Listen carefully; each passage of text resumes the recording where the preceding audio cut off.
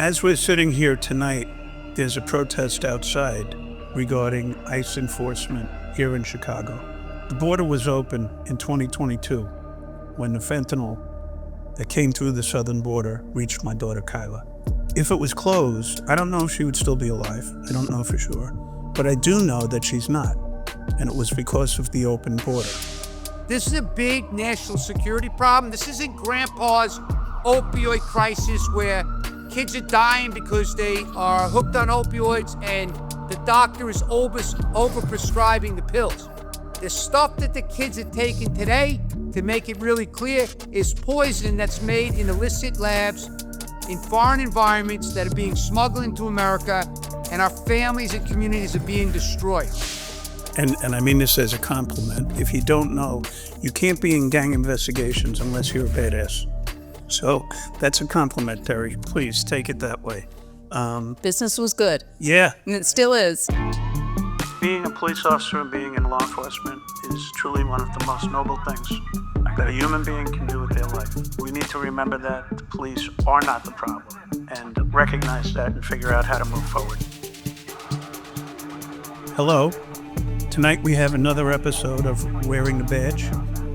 I'm Gary McCarthy, and tonight we have two guests. We have one that's on Zoom, but I'm happy to report that this is Terry Almanza sitting next to me. She was a 28-year veteran of the Chicago Police Department who apparently we ran across each other a couple of times, and she reminded me of that and showed me some pictures. But Terry is also here with Derek Maltz, and Derek Maltz was a 28-year veteran, right, Derek, of the DEA? Yes, sir. Who ended his term as the acting administrator of the DEA for a couple of years. So we have a pretty interesting show tonight. We're going to talk about narcotics. Terry and I share a tragedy that she lost her daughter to narcotics. I lost my daughter to narcotics.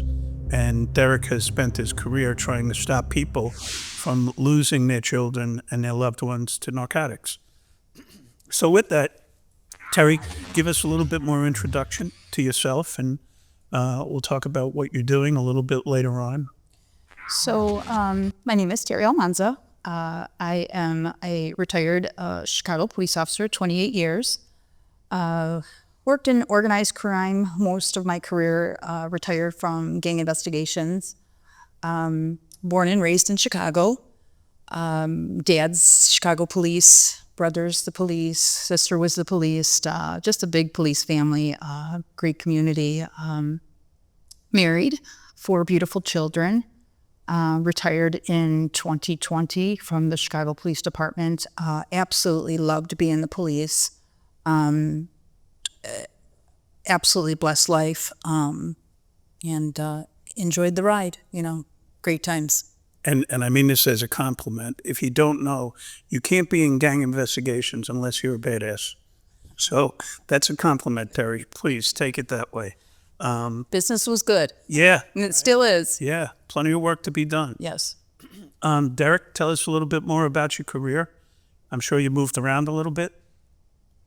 Thanks for having me, Gary, and it's great to be on the show. What you doing, Terry? I spent 28 years in the DEA. I worked my way up from special agent in New York, and I eventually became the agent in charge of the DEA Special Operations Division outside of Washington, D.C. I built that synchronization center from 9 agencies to 30, going after transnational criminals. When I retired, I worked about 9 years in the private sector, and I was asked to come back and support the Trump administration as the acting DEA administrator, which I love doing. My father was in the DEA for 30 years. My brother died in Afghanistan, so I come from a patriotic family trying to support our American citizens and keep the country safe. As you can see in the background, Gary, I got a passion for supporting families like yours and Terry's who have lost loved ones to this chemical attack on our country. I started a collage project, started to spread awareness to save lives, because the families like yours and Terry's have worked tirelessly to try to save other kids' lives. So thank you for inspiring me to get out and to try to help other families, because we're all in this together. The country's under attack. There's deadly drugs throughout our communities. This is not a red or a blue issue. It's a red, white, and blue issue. Every American should care about this topic. So I appreciate and look forward to the conversation we're going to have. Wow. Well, after hearing that, I feel like my bio is not that interesting anymore. But I will tell you, my dad was also a New York City police officer, so all three of us have that in common. My oldest brother was a New York State trooper, now retired, also played sports at Syracuse like Derek did. And I guess I missed the boat on the 28-year issue. I'm still around policing, and I went on in 1981, which I can't believe how long ago that is. Derek, why don't you give us a bigger picture of what you see that's happening in this country? Maybe even throw out some numbers and talk about what's happening in the country, and then Terry and I will share our stories and kind of drill down on hopefully some solutions and things that we could do moving forward. Okay, Gary, so from my professional experience and my career working not only with law enforcement, with the families who have lost their children, I would say that right now, America is engaged in a chemical war against our adversary in China. We have the Mexican cartels that are partners now with the Chinese criminals, and they are flooding our communities with synthetic drugs. Not just fentanyl, not just cocaine and methamphetamine, but we're talking about, very, very dangerous chemicals like nitazene, edenitazene, metanitazene, isonitazene. There's a whole class of very powerful synthetic opioids that are coming out of China to this day. We also are being flooded with xylazine, which is a horse tranquilizer, which is literally causing necrosis, the rotting of human tissue in humans, and people are literally like zombies in the streets of America. So, to give you an idea, last year in 2024, the DEA seized 60 million fake pills and 8,000 pounds of fentanyl powder. This year, they seized about 34 million fake pills and about 7,000 pounds of fake powder. Why that's important is that, according to the DEA previous administrator, 5 out of 10 of these pills contain a potential lethal dose of fentanyl. So 5 out of 10 times, there's a good chance that you will die if you take one of these pills. Unfortunately, the kids in America are being deceived to death because mental illness, depression, anxiety is on the rise. The services in America are terrible and have been for years. And so what happens is these young Americans, they turn to drugs for help. They're not getting properly educated. And unfortunately, the parents are getting that call that their loved ones are, dead. And so just to give you another statistic, like last year, just fentanyl alone, the CBP, Customs and Border Protection, they seized 21.9 thousand pounds of fentanyl coming into America, okay? That's a lot of fentanyl. Already this year, they're at 11,500 pounds. So the bottom line is that we have adversaries. On one hand, like the cartels are trying to maximize their profits to make as much money as they can. And the Chinese criminal networks are trying to destabilize our country using chemical substances under the disguise of drug addiction. So they're trying to keep their fingerprints off the direct deaths of our citizens, using the Mexican cartels as a proxy to bring these dangerous substances into the country. But let me just make it clear. When I was running the Special Operations Division, just to give you an example, this is a picture. I don't know how well you can see it. That's $207 million in $100 denominations, probably the largest cash seizure in the history of the world on a drug case. That was taken from one Chinese chemical broker in Mexico City 18 years ago. And the reason I bring that up is because this particular Chinese chemical broker has had a long relationship with the Mexican cartel. So they didn't just establish their relations with China yesterday. And the Chinese are also involved in majority of the money laundering for the cartels. So they're providing the chemicals, they're providing the money laundering services. So this is a big national security problem. This isn't grandpa's opioid crisis where kids are dying because they are hooked on opioids and the doctor is overprescribing the pills.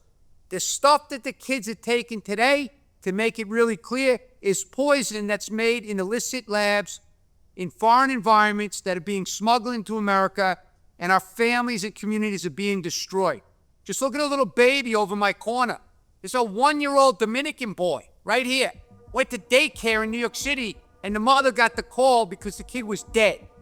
Because the fentanyl is everywhere, and this poor kid was on the mats, and he inadvertently touched this powder, and must have put his fingers in his mouth, and he died.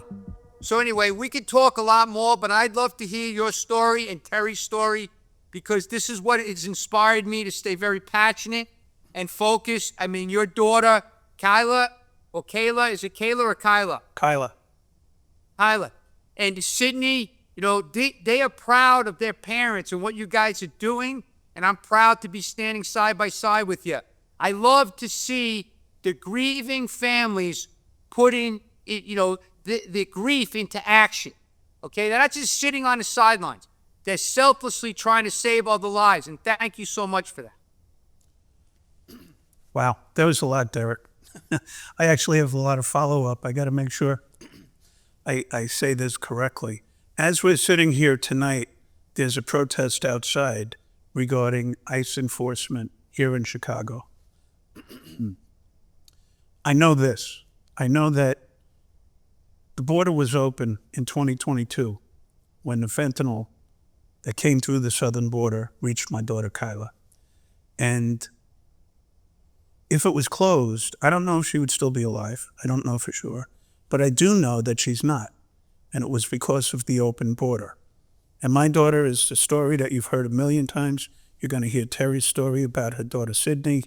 Kyla was a three-sport athlete in high school, got into a car accident in her junior year, in June of her junior year, actually.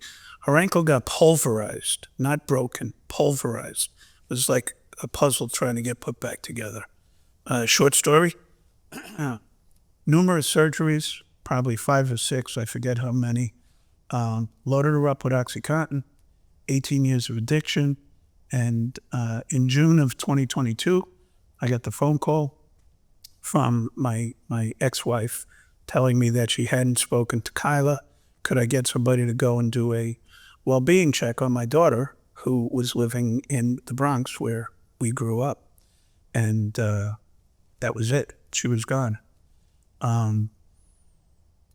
What's troubling to me is in 2022, I read a statistic that there were 110,000 overdoses in this country, deaths by overdose. And the vast majority were substances like fentanyl and MNDA? MDMA. And DMA, sorry. You know, in the 10-year Vietnam War, we lost 58,000 Americans. Just think about that. 10 years of warfare, we lost pretty much half as many people as we lost in 2022. And the outrage just isn't there. And the people who are fighting against some of the things, and I'm not saying all of them, I don't want to get too political, but fighting against a closed border and getting criminals out of our country. I spent 44 years in law enforcement trying to stop people from getting hurt, murdered, and so on, whether it be by robbery, gunfire, or narcotics. And I don't understand what the issue is. We're forgetting the most basic principles in this country. So I'm gonna stop there because I could go on forever. But that's my daughter's story. There's nothing like it, I can tell you that. Losing a child is just beyond anything anybody can imagine. And it hurts every day. Chicago, I think it was 1980, there were 7 people in America that were poisoned to death by cyanide in Tylenol. And the whole country was outraged. Front page of the news. Meanwhile, we could have 100,000 a year dying, and the media wasn't even talking about it.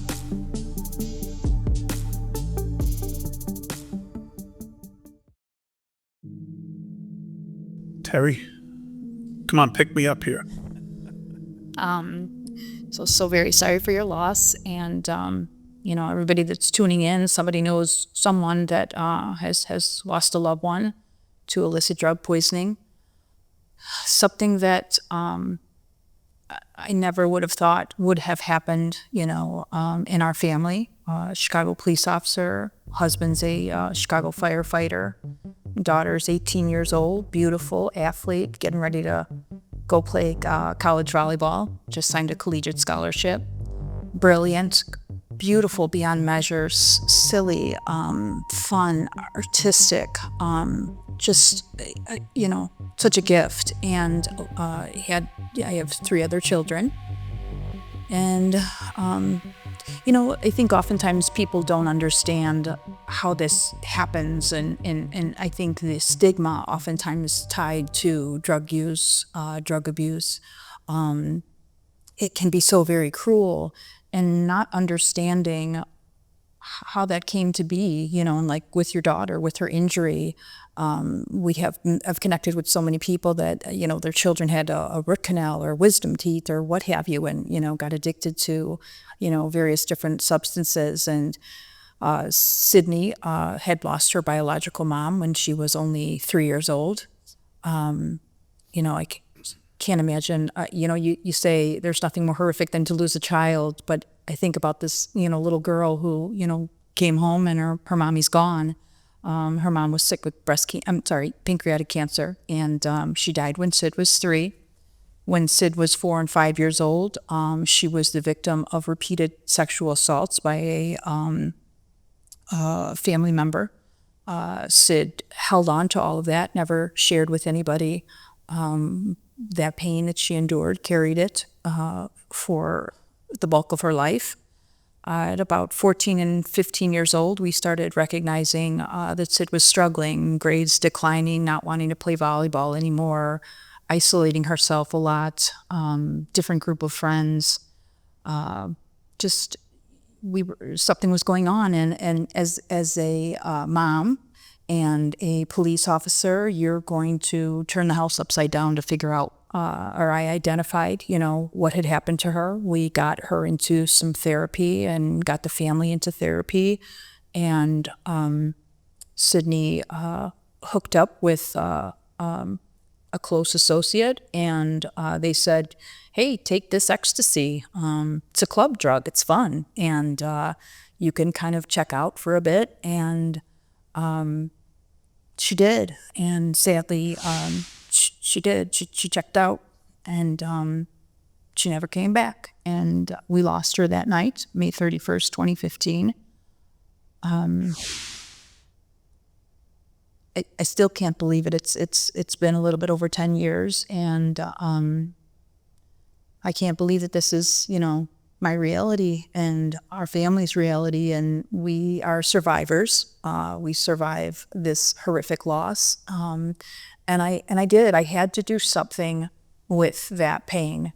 And so here I am today, and thank you for inviting me. First of all, thank you for being here, and I'm sorry for your loss. And Derek, I appreciate everything that you've done in your career to try and prevent these things from happening. But to support what Terry said, I want to make it clear. At Kyla's memorial service, the first thing I said was, there's no shame in this.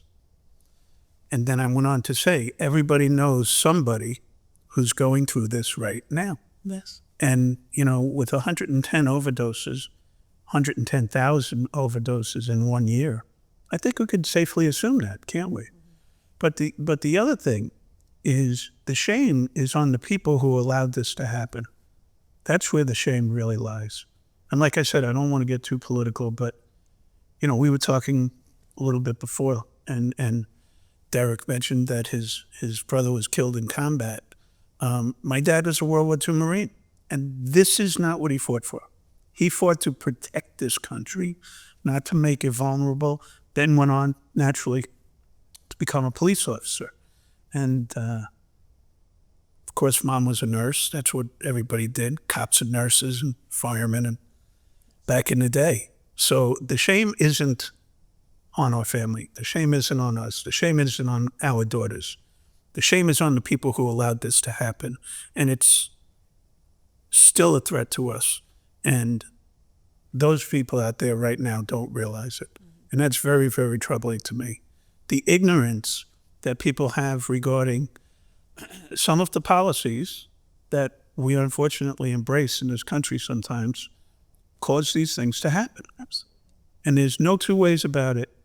Like I said, I don't know if Kyla would be alive today if the border was closed, but I know she's not. And I know it was open, and I know where it came from. So, Derek, you want to pick that up a little bit? Because Yeah, I mean- but by the way, you two are doing something really special about it. I'm hearing about it and talking about it, and that's all I could do right now. At least that's what I'm doing. But Terry started a foundation, and one of the things that I've been saying for a while, and I didn't know that Terry had success at this, is that if you sell fentanyl in this day and age, there is a 100% chance that you're going to kill somebody. Murder somebody by giving them that drug. So these cases, unfortunately, we as police have been investigating them as overdoses, simply overdoses, not even thinking about what has been happening here. Terry had an opportunity and took advantage of it. But Derek, I want to go back to you. I'm sorry that I interrupted both of you, but Terry has a great story to tell about what she was able to do. Go ahead, Derek. I'm sorry. So what I was going to say is, without being political, like when you keep the border wide open, you're allowing the Mexican cartels to not only operate with impunity, but they were making billions and billions of dollars from the human trafficking networks that they ran at the border. They were charging every one of those illegal immigrants to come into this country, and they were charging a lot of money for the high value targets that are now in America. So for people that are watching the news, you may have heard this past week about the national security threats of Al-Qaeda operatives being in America, and that came from the highest levels of Americans' government. And that's because we have no idea who these millions of people are that are in America. So by allowing that border to be wide open, you cause our assets, our resources in Border Patrol, in the CBP, to be consumed with babysitting, administrative paperwork, instead of doing what they signed up for, is to keep Americans safe and secure. So yes, the criminal networks, not just the Mexican cartels, they took total advantage of the weaknesses and the vulnerabilities at the border, and that's why our country's been saturated with these substances, right? So this is a big national security threat, and I was helping, the families and working with the families for about 8 years now, and I was trying to get people in the media to understand, and in Congress, that these are really not overdoses. These are poisonings, because these kids are not taking pills when they think it's Adderall or they think it's Percocet or oxycodone. They're trying to get help. They're hurting inside for whatever reason, right? The world's a little crazy right now. After COVID, it became a little more crazy. But so they're being deceived to death. So these are poisonings. Back in Chicago, I think it was 1980, there were 7 people in America that were poisoned to death by cyanide in Tylenol. And the whole country was outraged. Front page of the news, opening stories of the media, Tylenol is poison. Meanwhile, we could have 100,000 a year dying, and the media wasn't even talking about it. Gary, one of the things that pisses me off is that on all the families that I interacted with, including Terry, people never even heard of fentanyl. The government wasn't even warning the public about fentanyl so they could talk to their children and educate them about these pills. There was no conversation. And right now, even today, we need a massive education blitz. We need social media influencers. We need professional athletes. We need role models to get out on the social media sites where the kids are 24 hours a day and educate these kids, because they're not watching mainstream media. They're not watching cable news. They're actually on those phones 24/7. So we need to educate them where they're at. But this is a basic concept. I didn't go to Harvard or Yale or MIT. This is common sense. Put the messages out where they're at. Get mandatory education in schools. And Gary, another failure that we don't talk about too often is the CDC's horrific statistical reporting on this crisis. During COVID, every night on TV, we had COVID deaths, COVID cases around the world.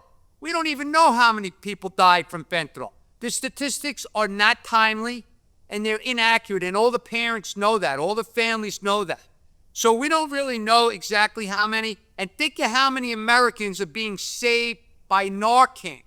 Why are they not telling us how many, known Narcan reversals have been made in America? That's easy to do. Fire departments, police departments, hospitals, they keep track of this. You're not going to get 100% because a lot of people are getting stuff and bringing it home, and you're never going to get that reporting. But if you knew how many people were being saved by Narcan, maybe the public would be outraged to hear hundreds and thousands of people, millions of people have been saved by Narcan because the poison is everywhere. But they're not even doing that. And so we're working hard with all these families, this army of families, to pull them together. We got a really great incoming drug czar. Sarah Carter is my friend. We're going to be working with her and the families to start really blitzing the networks, blitzing social media, getting education in the schools. Because without that education, the kids are going to continue to turn to drugs. And I hope this administration provides a lot more services for mental illness and addiction because it's out of control. These aren't drug addicts. These are babies with no future now. They've been buried from fentanyl poisoning. This is what America is turned into. So the public needs to wake the hell up.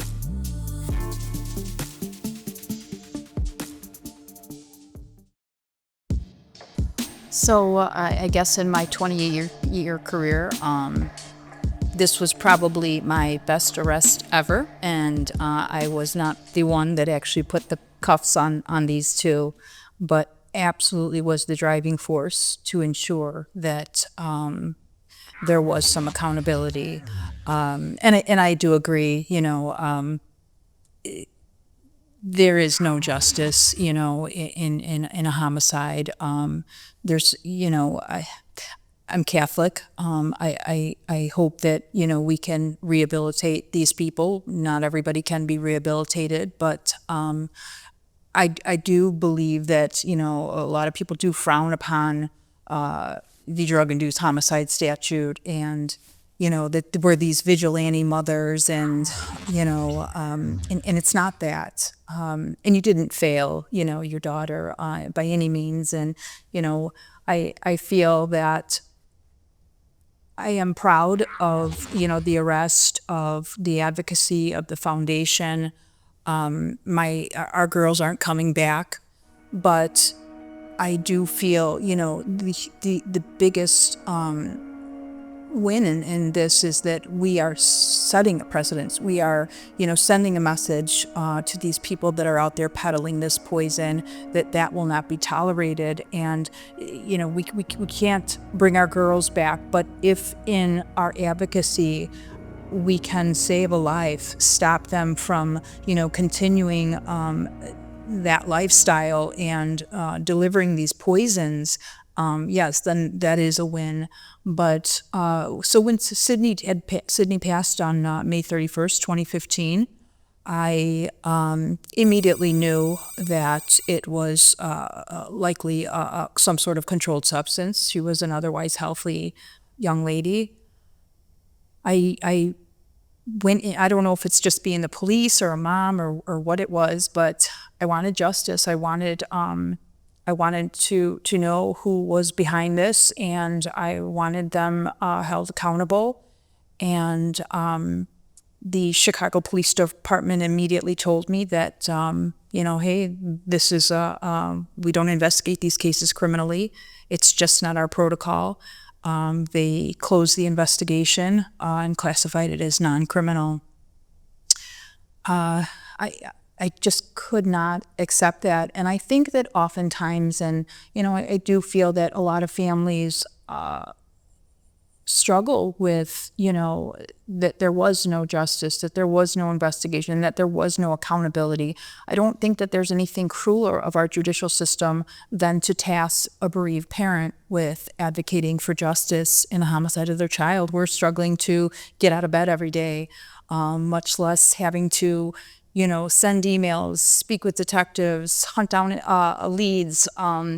So I'm thankful that, for my police career. I'm thankful for the, connections that I've made. I connected with Will County and Lake County and identified that they are investigating these cases criminally, and the number of poisonings have reduced significantly in those counties. So I went back to the Chicago Police Department and said, I want an investigation. We have the drug-induced homicide statute on the books since 1989, and we need to start using it. And it took me about 17 months, a lot of rallies, a lot of meeting with, the bosses and pushing. I knew the day that Sydney died, who was responsible for giving her that lethal dose. I could tell based off of a call log.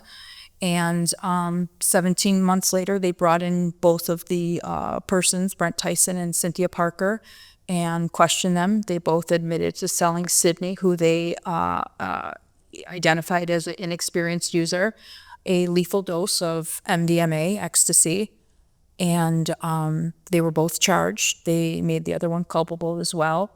And they were released out on bond in Cook County.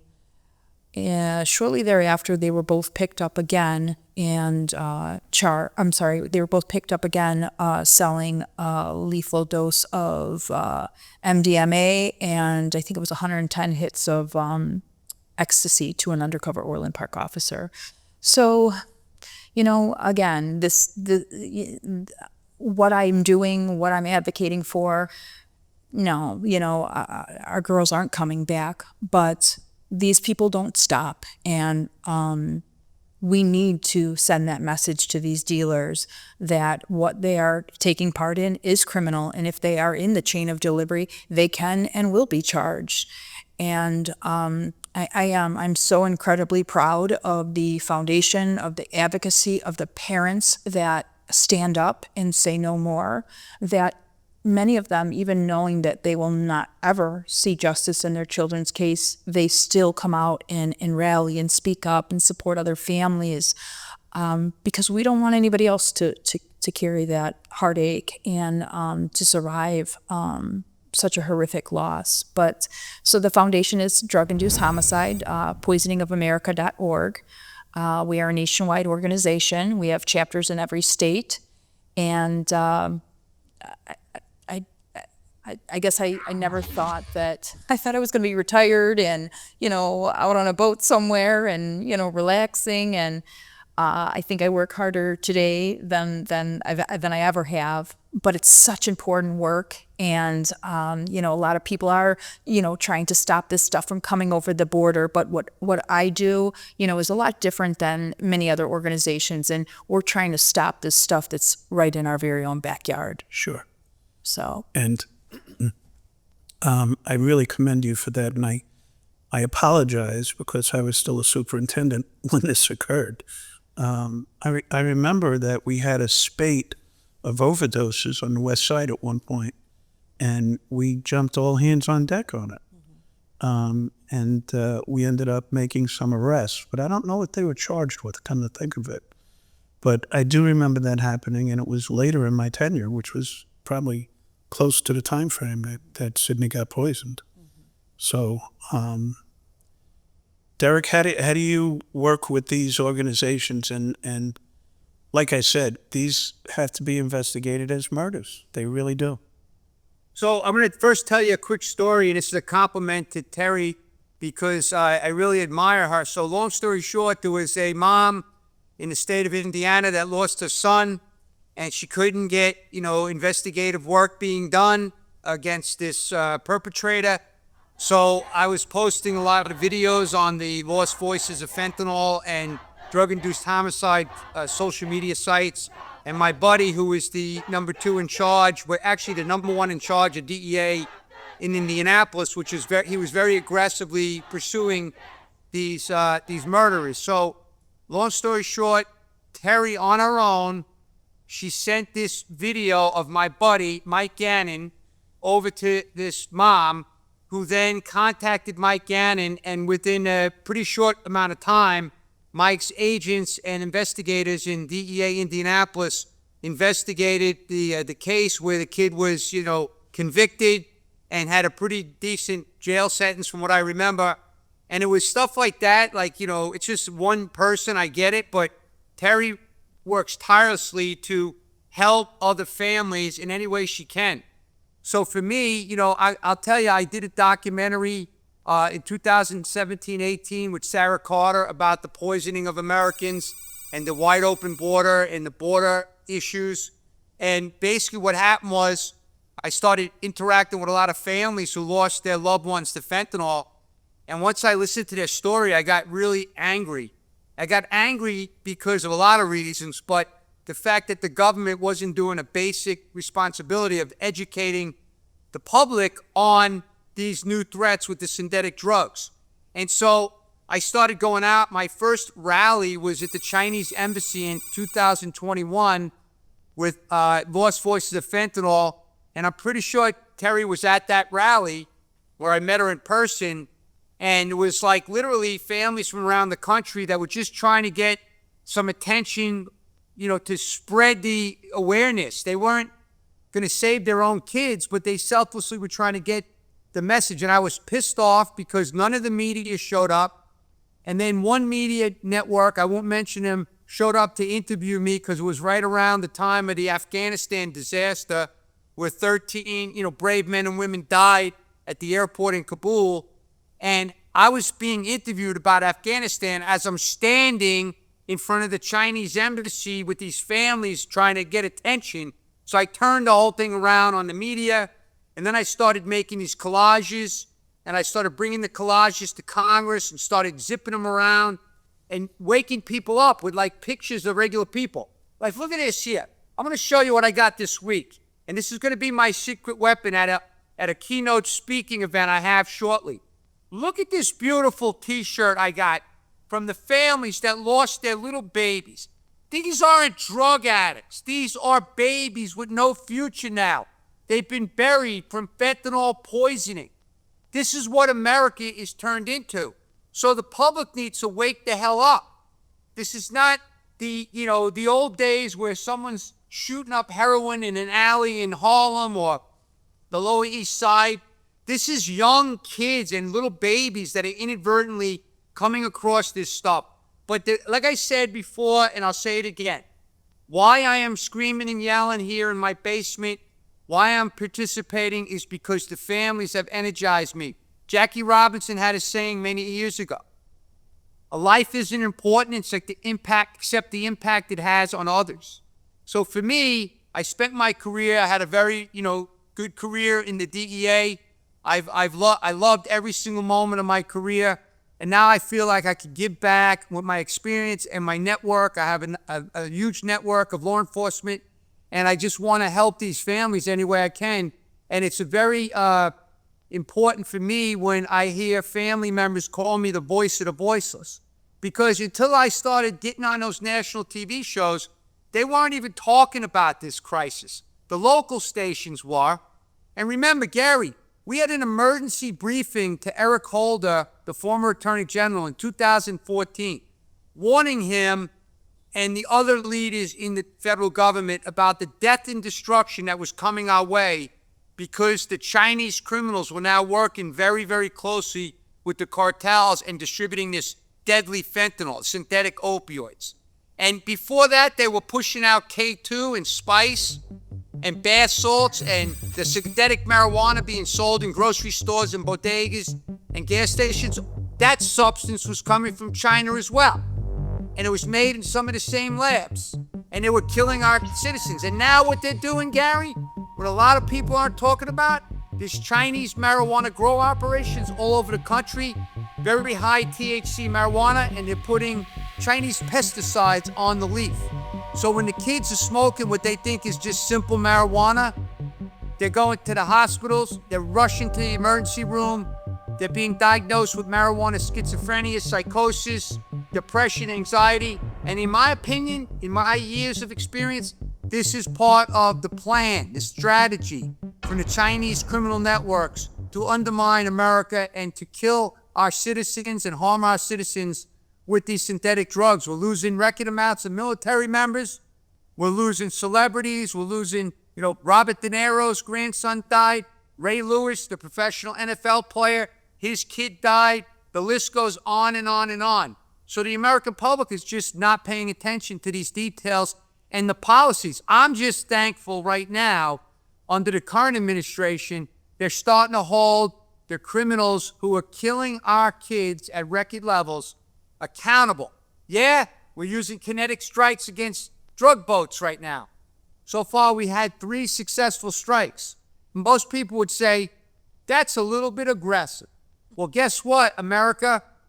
No terrorist organization in the history of this country, if you took Hezbollah, Al-Qaeda, and ISIS, and you combined how many Americans that they've killed, it wouldn't even come close to the hundreds of thousands of Americans that have been killed from deadly fentanyl and these synthetic opioids. So you know what? Accountability is important. We have to reestablish law and order, and we have to, stand up for Americans first. When election time comes around, they talk about the kitchen table, right? They talk about what are the things that people are talking about around the kitchen table. And like Derek says, with the education, we've got to get this into the home so the parents realize, not just the children get the education all at the same time.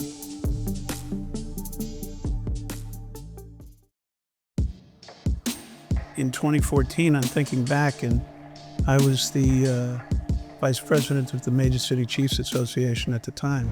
And I remember we got probably was a top secret, but it was a classified briefing about the threat assessment across the United States. And the military told us, the Major City Chiefs Association, that China was the #1 threat to our existence back in 2014. So that tells me that the president knew it, that Eric Holder knew it, that everybody at that level definitely knew it. And instead, that's when all of a sudden policing became the target. That was after Ferguson. So let me interrupt you on something that's very important because of what you brought up. If you look at Chris Wray, when he was the FBI director, he warned America repeatedly that China was the #1 national security threat. But at the same time, in those 4 years, his boss and the Homeland Security Secretary, they allowed actually record amounts of Chinese nationals illegally to come into this country and then come into America to establish probably massive counterintelligence operations and these Chinese grow operations and other types of nefarious activity, human trafficking, sex trafficking. And you scratch your head and you say, how is that possible? If the director of the FBI is warning everyone on this national security threat from China, but yet we're allowing them in at record levels. So thank you for bringing that up, Gary. Well, and the other thing that you mentioned that's kind of lost in this conversation, and this has to do with the open border and allowing people to walk in. And I've been saying for years, you can't walk into Germany. You can't walk into any European country, to my knowledge, and just show up at a door and knock and say, hey, let me in.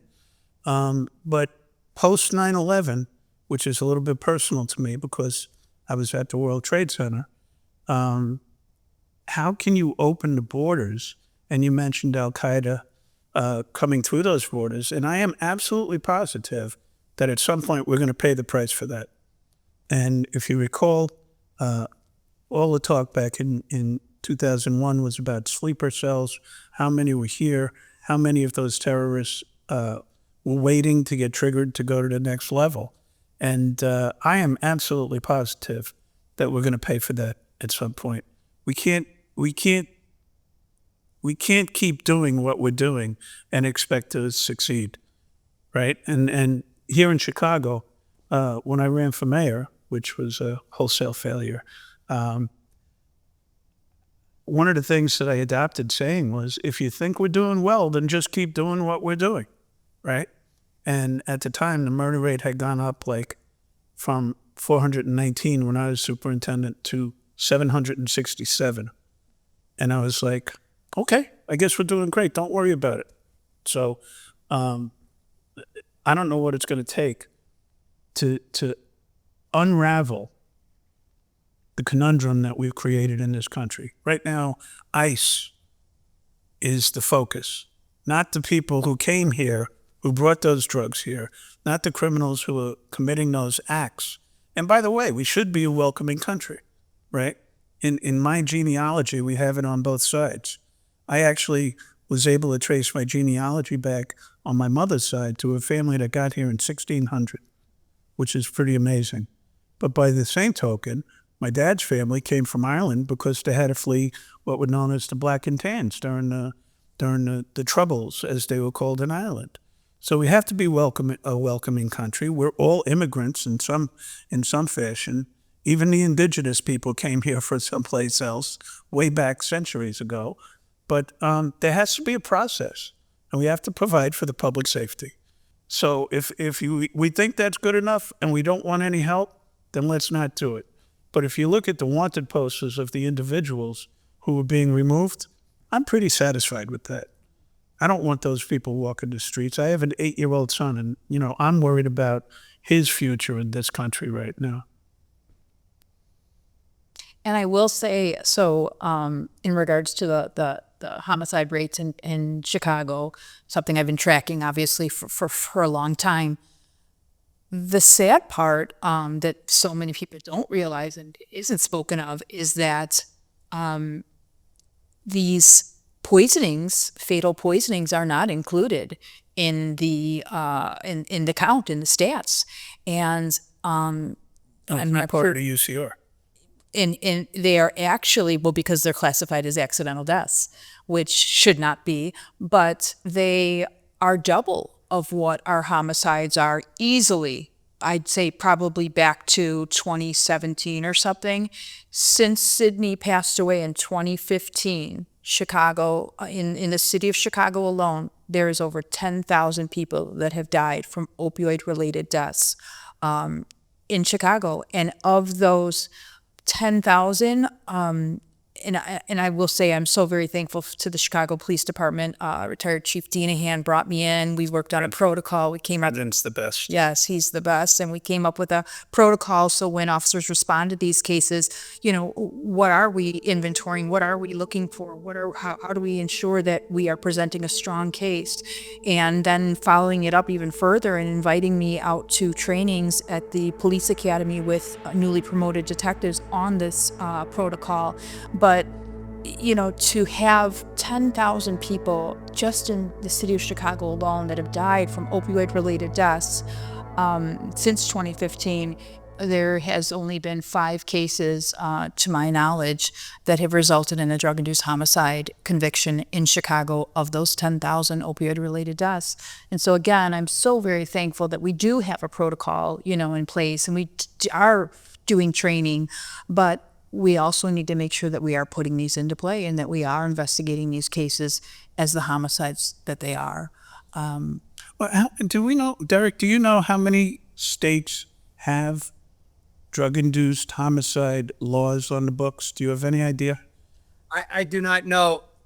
Terry might know. She's an expert. I believe it's about... Oh, I'm sorry. I thought you were the expert, Derek. Not on the laws, no. I'm an enforcement operations guy. I believe it's about 32, I think. But what's nice is we have the felony murder. So, when people say, well, we don't have that. Well, you have felony murder. And well, I'm not sure about that after the Safety Act. Okay. The Safety Act has really restricted what's considered felony murder at this point. Well, that's in Illinois. In Illinois. Right. Yeah. Well, we have the drug-induced homicide statute. Right. But like elsewhere. So. But it doesn't do us any good to have the tool and not use it. 100%. And that's exactly what it is. To know that this statute has been out since 1989 and, here I was on the job. I never heard of drug-induced homicide. I just knew that if somebody was out there selling drugs, that was criminal. And then if somebody died as a result of that sale, how could that no longer be criminal? And so I didn't know about it until my business partner brought you to my attention. I didn't know that it existed here. And I've been here since 2011.